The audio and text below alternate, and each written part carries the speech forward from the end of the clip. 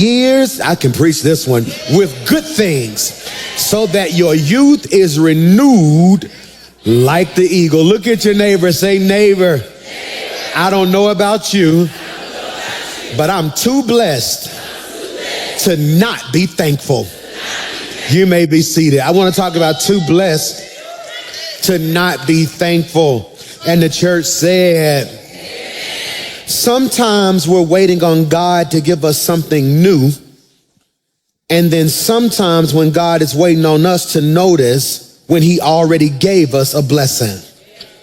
Thankfulness is not for people who have everything, but rather thankfulness is for people who recognize anything. And I came to park and submit and suggest to you this morning that you are too blessed not to be thankful. That when I look back over my life and think things over, at 40, I can share the sentiments of the songwriter. All of my good days outweigh my bad days. I got a reason to tell God, thank you. And if we do a survey, we all may not have the same reason, but everybody in here got a reason just to tell God thank you. That's why I miss old school church. New school church is complicated. I got to give you a whole backstory on why God is good. Old school church, it was very simple. He woke me up this morning, clothed me in my right mind, gave me the activities of my limbs. They knew that every morning you got another day, you should pause and just tell God. And that's why I love Thanksgiving, because Thanksgiving is one of my favorite holidays, because it makes even the most selfish person at least say the word thanks. I want to talk about gratitude, and I want you to take really, really good notes. Put this in your notes. Gratitude isn't a reaction to blessings. Gratitude is the recognition of blessings. Gratitude isn't a reaction to blessings. Gratitude is the recognition of blessing. Most people think that I get the blessing, then I feel grateful. I get the blessing, then I feel grateful. But that makes gratitude a response to what you receive. Biblically, you might want to write this. Gratitude is a response to what you recognize. Gratitude isn't a response to what you receive. It's a response to what you recognize. If gratitude is only a reaction, then I only thank God when something big happens. If gratitude is only a reaction, then I only feel blessed when something new shows up. If gratitude is only a reaction, then the only time I worship is when I feel like I'm winning. But if gratitude is a recognition, it means I realize I'm blessed while I'm still in process. And I don't know who I'm preaching to, but there are two types of people sitting on your row. Some of y'all need something to happen in order for you to be grateful. But for some of us, I don't need nothing new to happen. I'm still trying to catch up with what has all.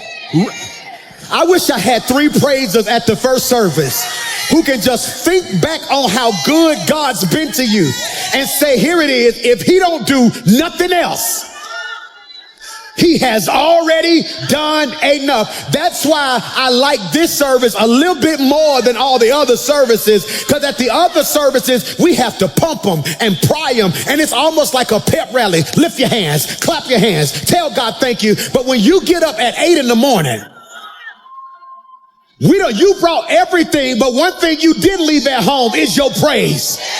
And I wish I had 7 people who can say, God, before I praise you for what you're about to do, I'm going to take some time and praise you for what you've already done.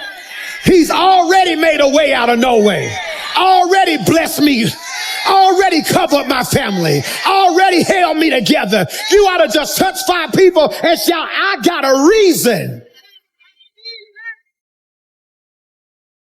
Gratitude Gratitude is not a reaction. That's why anxiety, that's why depression, that's why low self-esteem used to hit me so much. It was because I thought something had to happen in order for me to tell God thank you. I thought something had to happen in order for me to express gratitude. But hear me, gratitude is not a reaction. It is recognition. This is why gratitude does not start when something changes around you. Michael, gratitude starts when something clears within you. This is why David tells us, here it is, put it on the screen, bless the Lord.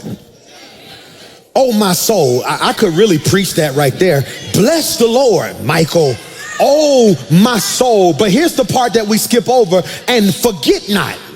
I need you to underline that in your notes. This is the only part I'm going to get to today. Forget not. We're going to shout next week. We're only going to sit on this one line right here. He says, bless the Lord, oh my soul. This is good. And forget not. He is not saying, Lord, give me something to praise you for. He's saying, soul, don't act like God did not do enough already. All right, y'all being deep. Y'all being deep. We was emotional last week. Let's just have church today, okay? Look at what he says. Put it on the screen. Bless the Lord, oh my soul. Now you missed that. Who's talking? David. Who is David talking to? Himself. He's talking to the him within him. What is the soul, the mind, the spirit, the heart? He said, okay, I can feel depression, Michael. I can feel anxiety, Michael. I can feel me getting low. So he said, I'm going to have a conversation with myself. Because some of us have matured to a place that I ain't got time to wait on you to encourage me.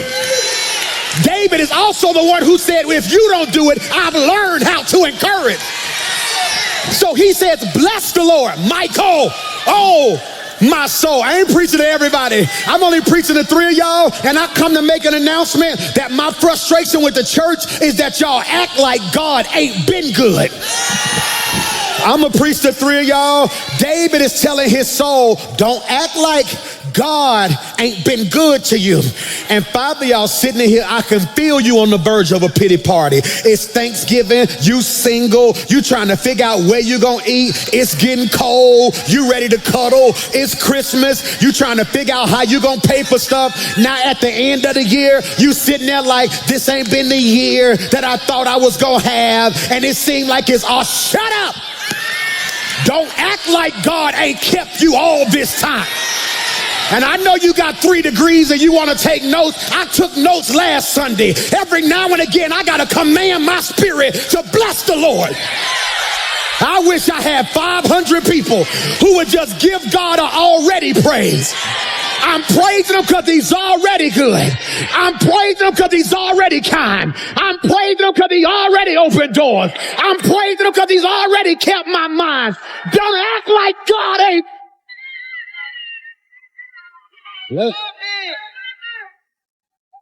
He says, bless the Lord, oh my soul. All right, I can't say this at no other service, Joe. So I say it at this one. They too young at the other service. They may not know this. They rap crazy, okay?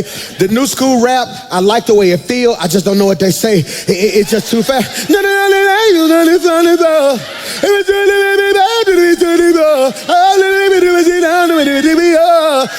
it feel good. It's a vibe. I just don't even know what they saying. Old school rap, you knew what they were saying. They would say, don't push me because I'm close to the edge. I'm trying not to lose. Then he was psycho. See, you knew what he was talking about. See, LL Cool J, to me, rapped Psalms 103. The LL Cool J, after he had been gone for a while and people were saying he wasn't who he was, he said, y'all must have forgot. Y'all don't hear what I'm talking about. And 3 of y'all gonna leave here today with a new pep in your step because you're gonna have a conversation Michael, with yourself. That's why y'all be trying to figure out, why do he be saying his own name when he be preaching? Somebody stopped me in the last city. Why you be saying your name like that? I said, because I was in a pandemic and I didn't have a church. And I was so programmed to hearing somebody say, preach, preacher. And for the first time in my life, could nobody encourage me. So I decided I would just encourage Michael. Every now and then you got to shout your own name out and be like, Lisa, bless the Lord. Oh my. Put this in your notes and forget. It's on the screen.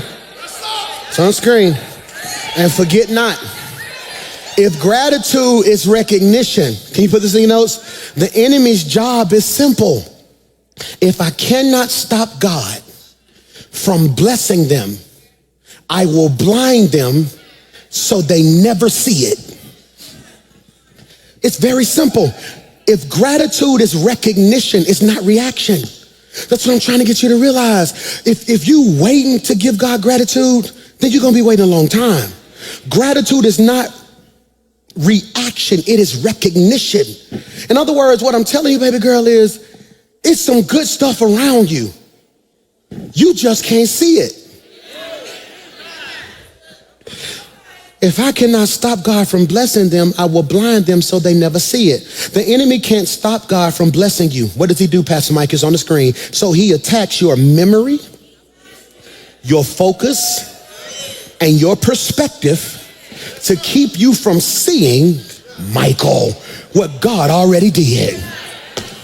We having church today. We having church today. The enemy can't stop God from blessing you. So he attacks your memory, your focus, and your perspective to keep you from seeing what God already did. So what does he do, PMJ? I may not get past this part today. We'll finish it this week. He attacks your memory. If he can corrupt your memory, he can control your mood. That's good right there. That's good. If he can corrupt your memory, he can control your mood. That's why Psalms 103:2 says, forget not, at the second time he says it, all of his benefits. Why would God keep telling his people to remember and do not forget if there was not a real enemy working to make them forget? Did you catch that? I want to be very clear. The devil is working overtime to get you to forget how good God has been to you. That's why your painful memories are more vivid than your good ones. That's why you remember the mean coworkers more than you remember the joy of getting a job. That's why you remember the stress of the relationship more than the bliss of the relationship. Why is that, PMJ? Because he attacks your memory. Number one, he attacks your memory through busyness. He attacks your memory through busyness. This is good. You live so fast that you never pause to process. Let's make these screens a lot bigger for the next service team, okay? So he attacks your memory through busyness. So what does that mean, PMJ? Put it on the screen. You live so fast that you never pause to process. You live so fast that you never pause to process. So what does that mean, Pastor Mike? You rush from one answer prayer to the next. I didn't do that right. I want to say that better for your notes. You rush from one answer prayer to the next problem. You don't pause to process what God has done. So God opens a door for you, and then you're on to the next situation you need him to fix, instead of stopping to realize how he just fixed what you was just stressing over. Are you hearing me today? This is really good. So hear me when I say this. Here it is. You move from one breakthrough to the next battle. So your life is blessed, but your mind is blank. A powerful biblical picture of living so fast you never pause to process is Martha in Luke 10:38-42. It's on the screen. But the Lord answered and said to her, Martha, Martha, You are worried and bothered about so many things. Look at verse 42. But only one thing is necessary. For Mary has chosen the good part, which shall not be taken away from her. Martha loved Jesus, but she was moving too fast to notice him. She wasn't in sin. She wasn't in rebellion. She was just busy. She was doing a good thing, but going at such a pace that she missed the God moment. Did you hear what I just said? She's doing a good thing, but she's moving at such a pace that she misses the God moment. Jesus never said her serving was wrong. He was checking her speed.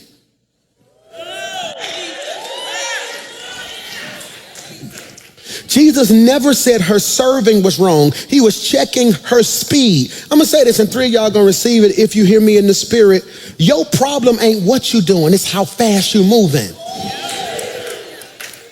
I don't think you heard what I just said. Your problem isn't what you're doing, it's how fast you're moving. See, Martha represents people who, put this in your notes, pour out so much. Pour out so much that they never get poured into. Let's put all of those on a separate slide next service, okay? So Martha represents people who pour out so much that they never get poured into. That can preach to three of y'all. My sermon almost over. I got baptism today. I can't preach the whole sermon because the two other services won't get it, so I got to keep everybody on the same curriculum schedule, okay? So Martha represents people who pour out so much, but they never get poured into. I used to feel like it was a badge of honor that I did all of the pouring until I realized I was empty. I'm gonna say this again. I'm gonna say this again. Whoever went and bought some juice from the stove and the juice hit? Anybody? I'm talking about the juice hit. All right, the juice hit. All right, I'm gonna take y'all way back, okay? All right, the juice ain't hit if you had to screw the top off. I'm talking about that juice where you had to open it like a milk carton. The millennials don't know what I'm talking about. Who know what I'm talking about? You open it like a milk carton, then you made that little triangle, then you went like this. And then you had to close that thing back, and the red juice you can kind of see it all over the little white carton thing, and you put that thing back in the refrigerator. See, I ain't talking about y'all new school juice. See, because y'all new school juice come in clear bottles. All right, no, see, there are two types of people. Some of y'all are clear bottle people. Some of y'all are old carton people. See, the clear bottle people, everybody around you can tell you running low because you tell them and show them everything. Some of us are so guarded that people don't know we empty till they try to come get something else from us. And what do people do with empty cartons? They throw them away. So you end up frustrated because you like, I poured myself out for you, and now that I ain't got nothing else to give you, you just gonna discard me when God has said, I am sending people who can replenish your spirit. Am I preaching to anybody? Martha represents people who pour out so much that they never get poured into. Next slide, okay? Watch this. Martha represents people who carry responsibilities without giving themselves recovery.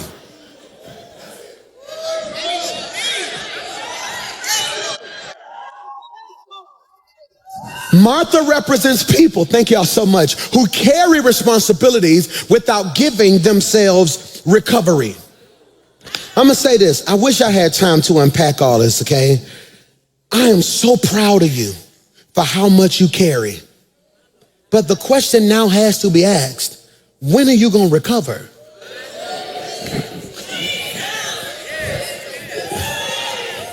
I thought Mason tore his knee up this time last year in February. We thought he tore his knee up. We had a 7-on-7 camp, and he's running, and every parent know their child. You done seen your child play enough that he was running, boom, he missed the ball. All of a sudden he went, and I never forget, he just did this. All he did was this right here. Then I saw him lip a little bit. I kept seeing him shake. I said, hey. I yelled on the field, hey, come here. On the field, I said, come here. Like, what's wrong? No, he tried to wave me off. I'm like, no, come here. I said, what's wrong? He's like, nothing, just feel a little weird. I said, look at me in my eyes. I said, we're not gonna play this game. Don't lie to me. I'm the only person in the world gonna protect you. Are you hurt? He's like, something don't feel right. I said, go sit down. Boom, all right, boom. So then we leave, and I could see the eyes watering, all right? I done been through this so much, I just asked him one question. Did you hear it pop? I didn't hear Pop, Dad. I said, did you hear Pop? No. Okay, boom. All right, let's go home. It's hurting. We icing it. We giving them pain medicine. It never swells. That's a good sign. I'm like, okay, boom. I called Dr. AG. I said, we need to come see you ASAP, man. Something going on. This is my baby. But when we get there, Mason had something called runner's knee. Okay, Pastor Mike, what's runner's knee? He had been playing, he would train 3 days a week, practice 3 days a week. Then when we get to the tournament, he's doing offense, defense, nonstop. He had worked that knee so much. It was just extremely sore. He said, does he recover? I said, when we come home, he rests. He said, no. He said, I want you to buy this right here, put his legs in this after every practice. He need to recover. Do he do ice baths? He said, you do know LeBron spent $1 million a year on recovery? And it made me think about the same way he was overworking his knee. Are you overworking your peace? Are you overworking your patience? You are now having to use your gifts in stuff that you shouldn't have even been in. So by the time a real battle show up, you ain't even got enough energy to do what God called you because you're doing what you want to. I don't think you heard what I just said. You don't have enough energy to do what God called you because you're always busy doing what you want to.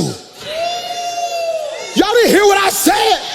You so busy doing what you want to that by the time it's time to do what God called you, you feel like you ain't got no more want to. So you spend all your energy in conversations you shouldn't be in. You spend all your energy running to the aid of people who are going to be in the same place next year. You spend all your energy prophesying to people who won't even receive the gift. You spend all your energy interceding for people who could actually pray for themselves. So when now God calls you into ministry, you ain't got nothing left because you've been busy. Martha represents people who work for God without sitting with God.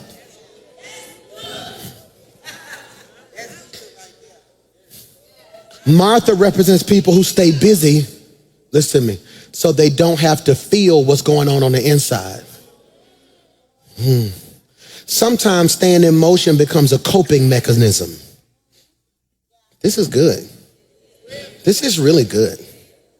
Let's define coping mechanism, then I'm gonna give you my definition. The definition of coping mechanism is the habits, behaviors, or thought patterns we use to deal with stress, pain, disappointment, or pressure. Take really good notes. I'm gonna have 2 more pages.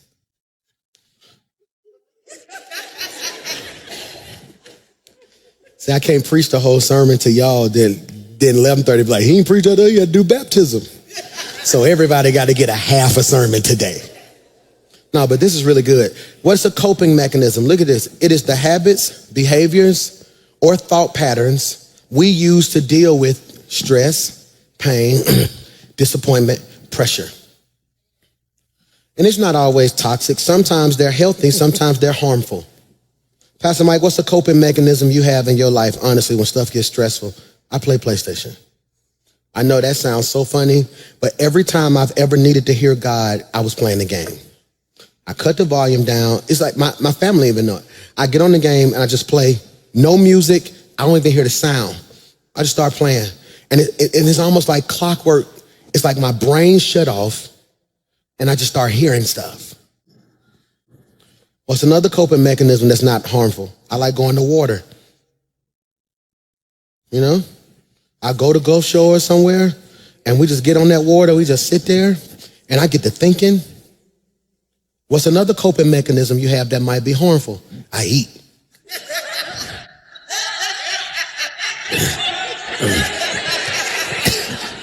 I coped this week.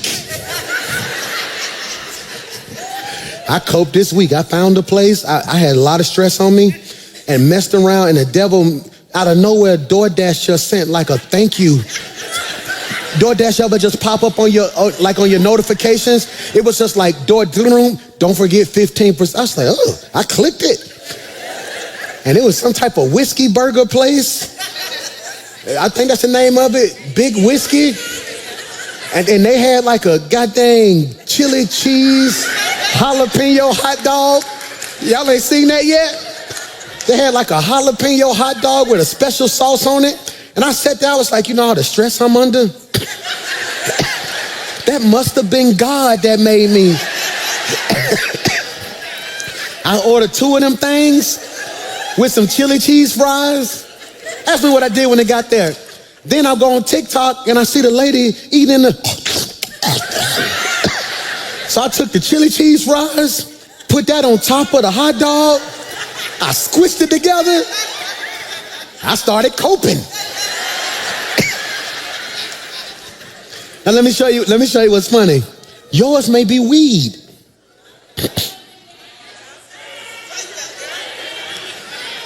I be setting y'all up so smooth. Y'all be like, ha, ha, ha. Yours may be, I need to get a drink. Yours may be, I'm gonna go buy me something, knowing you got bills. See, they're all harmful. Yeah. See, diabetes gonna get me if I don't stop. Weed is illegal. Alcohol, you can become drunk. You wasting your money to feel better when you know you got bills. We all use different things to cope. Either way, they're what we run to when life get heavy. So what's PMJ's definition? A coping mechanism is the strategy our soul adopts to survive a season it was never meant to live in permanently. That's heavy. That's heavy. A coping mechanism is the strategy our soul adopts to survive a season it was never meant to live in permanently. It's the bridge we build to get through a moment of pain, but it becomes a burden when we make it a lifestyle. You want to know the most harmless coping mechanism I have that can become harmful? My kids. When I get low, I just love being around. Like, I can't explain the joy. I wouldn't want to do anything else in the world. Riding 3.5 hours with Mason in the van, and we go into school and he's just in there sleep. I just watched him sleep. I had fun just watching him sleep. Just watching this big old boy. I started going through my phone like, how did this little dude become this big old boy? And you just start going through your phones and going through different things like that, and you're looking at stuff. So then we get there, and I record everything. And he get out the van and we walking, and then we get there, he just walking around like, man, looking at we looking at the college stuff, and we get to the football thing and we get to the line. And so now I'm teaching him how to be independent. I said, when we get to that table, I'm not talking. You got to talk. They're going to ask you, you stand there, you do so-and-so. I'm going to stand over here. You tell me, hey, Mason McClure, got my father with me, got Kawan Mitchell with me, so-and-so, so-and-so. We get our little name bad. I'm just watching. And then we get on the game. See, me and like all my kids, we got different, me and Mace, we get on that game. Me and Mike, we talk bowling. Me and Xander just trip out. We went to a football game Friday. Just me and Xander just watching the game. See, that's harmless. It becomes harmful when now I override their world so I can feel good. When you in their relationship too much because you scared you gonna lose them. What am I trying to show you? Anything that's harmless, if overdone, can be harm. So what am I trying to get you to realize? PMJ's definition, a coping mechanism is the strategy our soul adopts to survive a season it was never meant to live in permanently. Coping mechanisms don't always scream sin. Sometimes they whisper substitution. So technically I'm on that game, and being on my game ain't a sin, but I am subconsciously substituting prayer for the game. The game for prayer. See, it's substitution. So what really happens is I'm unsure. So what I probably should do is go to God in prayer. But so I substitute a spiritual thing for a natural thing. So hear me when I say this. They give relief. What's the problem, PMJ? You might want to write this. But they never deliver restoration. If we don't heal what hurt us, we will normalize what numbed us. Do I need to say that again? If we don't heal what hurt us, we will normalize what numbed us. Here's a word for someone. Put this in your notes. It's very deep. Slow down. Slow down. Slow down. I took those 8-9 weeks off of church, off of life, really. I want to slow down. My baby's healthy. I said, you know what? God, I'm gonna practice it before I preach it. I said, I'm gonna slow down. What if you lose money? I'm gonna slow down. God will restore it. What if you ain't hot by the time you get back? God will restore it. What if ain't no members left? God will restore it. I'm not gonna make y'all my coping mechanism. So what does slowing down mean, Pastor Mike? Put this in your notes. Slowing down means refusing to live at a pace that constantly outruns your peace. Slowing down means I refuse to live at a pace that constantly outruns my peace. Jill, I had to fix that. I was always on to the next Goliath. God would bring me out of something, then I'd just get into something else. God would open a door, then I get in something else. God would help me get over this mountain, I would run to another one. And after a while, I never forget my friend Pastor 83 said something to me that blessed me. He said, I think you're addicted to pain. He said it joking. He's like, I think you're addicted to pain. I said, what you mean? He said, every time I talk to you, it's like you're trying to fight something else. He was like, you'll call me and be like, boy, you ain't gonna guess this. We just got to church. And I'll be like, oh, then you'll call me back 3 days later. I'm gonna fix all of it in 5 months. Watch what God do. And I'll be like, bruh, just sit still and just be grateful he got it. Then I call him again. I'm finna change the world in 36 days. Watch this. I'm gonna baptize 500 people in 45 minutes. And he was like, bro, you always moving at a pace that moves faster than your peace. Okay, I like practical. My brother preached this way better. He'll preach this part way better. I want you to catch this. I want you to do me a favor, okay? Who's ever had a phone that was about to die? All right, put your hand down. Who's ever had a phone that's about to die and you put it on the charger? Put your hand down. Who's ever had a phone that was about to die, you put it on the charger, but the charger wasn't close to where you could sit? Who's ever had a phone that was about to die, you put it on the charger, but the charger went where you were sitting, and then you looked over at it and wanted to do something, so then you just ran over there and stood by the charger. But your legs get tired, so what you do? Take it off the charger and then try to what? Get back on your phone. Therefore, you now are caught in a cycle. Instead of slowing down and letting the phone get what it needs. That's what you're doing. You can't hop out one relationship into another one. Let your peace refuel. You can't run from battle to battle. See, when you slow down, you trade reacting for reflecting. Noise for clarity. Motion for direction. Are you hearing what I'm saying? It is choosing rhythm over rush. Are you hearing me? So you can actually receive what God is doing instead of racing past it. What's your rhythm? When I tell you I'm in this sweet spot right now, I only got one more Mohican to climb, one more mountain to climb. It's this weight demon that's on me. That's all I got to climb now, because food is a coping mechanism. When I get stressed, when I get overwhelmed, I just eat. That's who I am. So now I realize it's not just physical, it's spiritual.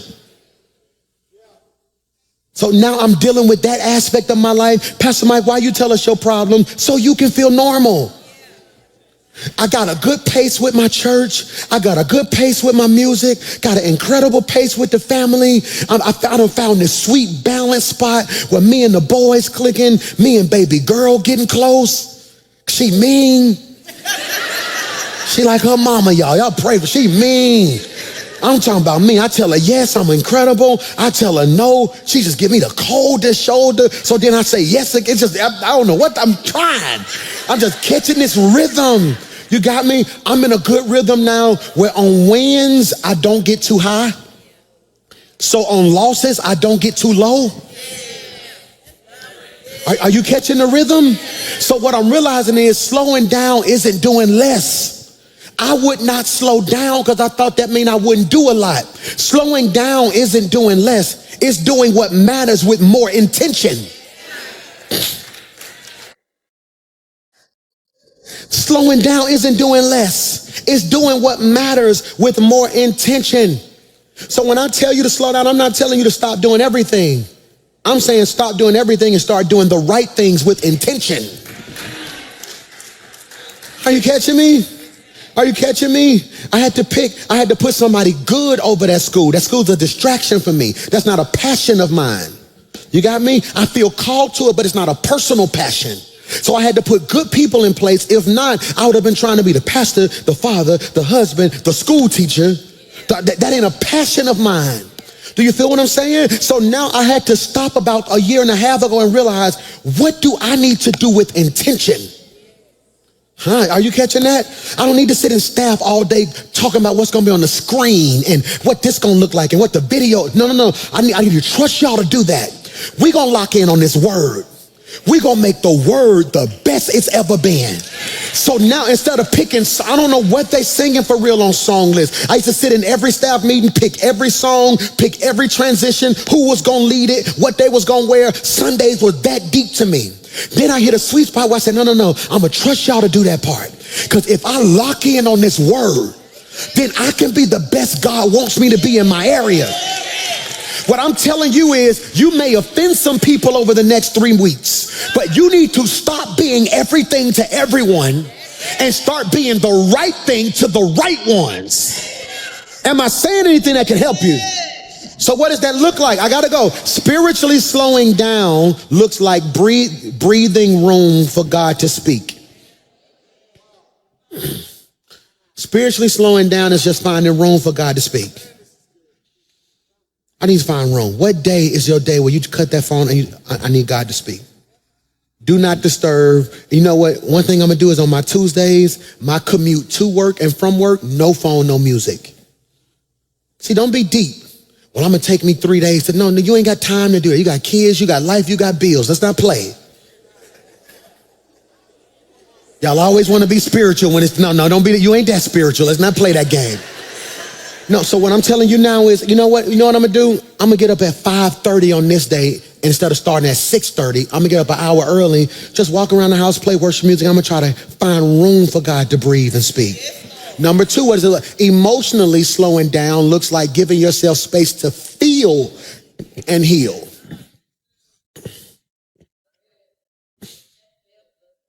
I'm going to say this so it can free some of y'all. It's some stuff that happened this year that hurt my feelings. Is that weak to admit? Who feelings get hurt? Who feelings get hurt by grown people you helping, then you almost feel weak to express that they hurt you? That don't stop. No, all my teenagers know we be 50. Hurt feelings. Like, I done raised this child, did all this stuff, and they gonna talk to me like that? They done lost their mind. No, so what I'm doing in this latter part of the year, after Thanksgiving, I'm going to take this little pause, not from church, but from a lot of life. So right now, the song I'm trying to have out by January, we're at the part of mix and mastering that. The plan for the first quarter, where I want the staff to be, where I want the church to be. I'm trying to have all that wrapped the week after Thanksgiving. So when December hits, I need a couple days to feel. You might want to put this in your notes. It's so simple what I'm finna say, but I'm gonna always tell you what I'm gonna do. I'm picking, I think, like December 4th as a cry day. That's real. Like December 4th. I'm fluctuating between December 4th and December 6th. I'm going to pick a day where I probably don't even need to say this publicly in the church. I'm going to just say it. I'm picking a talk stuff day.